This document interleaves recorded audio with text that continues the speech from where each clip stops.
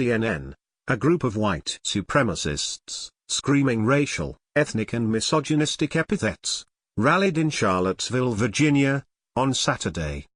One person was killed and 19 others were injured when a car sped into a group of counter-protesters. This is what the President of the United States said about it: "We condemn in the strongest possible terms this egregious display of hatred, bigotry and violence, on many sides. On many sides. It's been going on for a long time in our country.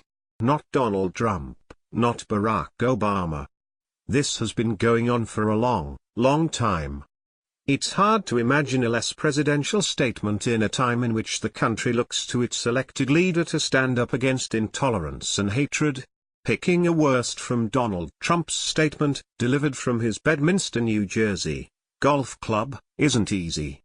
But, the emphasis of "on many sides," Trump repeated that phrase twice, is, I think, the low ebb. Both sides don't scream racist and anti-Semitic things at people with whom they disagree. They don't base a belief system on the superiority of one race over others. They don't get into fistfights with people who don't see things their way. They don't create chaos and leave a trail of injured behind them. Arguing that both sides do it deeply misunderstands the hate and intolerance at the core of this Unite the Right rally. These people are bigots. They are hate-filled. This is not just a protest where things, unfortunately, got violent.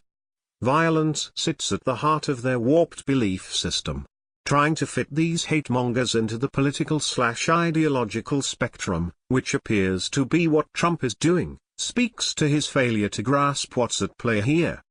This is not a conservatives say this, liberals say that sort of situation. We all should stand against this sort of violent intolerance and work to eradicate it from our society, whether Democrat, Republican, independent or not political in the least. What Trump failed to do is what he has always promised to do: speak blunt truths. The people gathered in Charlottesville this weekend are white supremacists, driven by hate and intolerance. Period. There is no other side doing similar things here. What Trump is doing, wittingly or unwittingly, is giving cover to the sort of beliefs, and I use that word lightly, on display in Charlottesville today.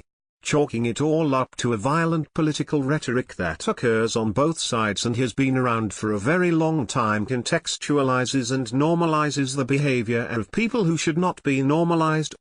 It is not everyday political rhetoric to scream epithets at people who don't look like you or worship like you. Trump's right that this sort of behavior has existed on American society's fringes for a long time, but what we as a nation, led by our presidents, have always done is call it out for what it is: radical racism that has no place in our world.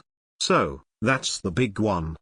But there are other things in Trump's statement that are also worth calling out, most notably not Donald Trump, not Barack Obama.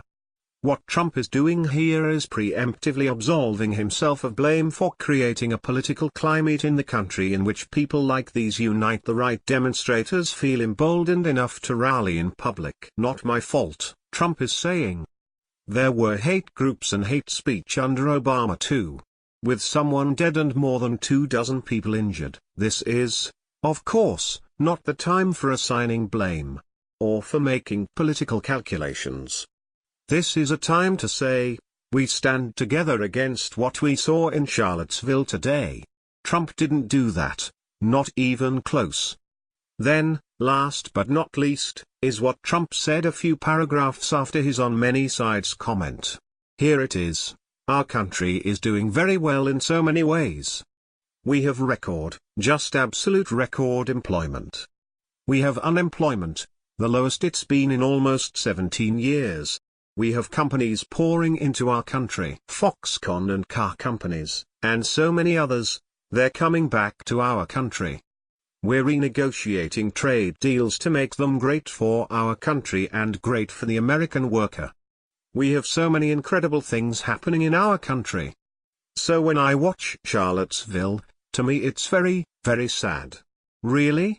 A pivot to "and I am not getting enough credit for all the good I am doing in the country" line.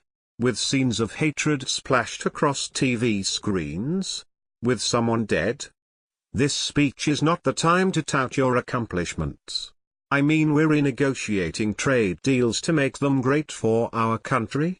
Who thought that was a good thing to say in the same speech in which Trump, theoretically, was trying to reassure people that what we all saw in Charlottesville is not, fundamentally, who we are? That no one, starting and ending with the president, raised a red flag about tacking on a laundry list of accomplishments to a speech that should have simply condemned the behavior in Charlottesville and called to our better angels, is staggering, even for this White House.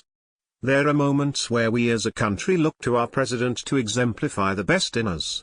They don't happen every day.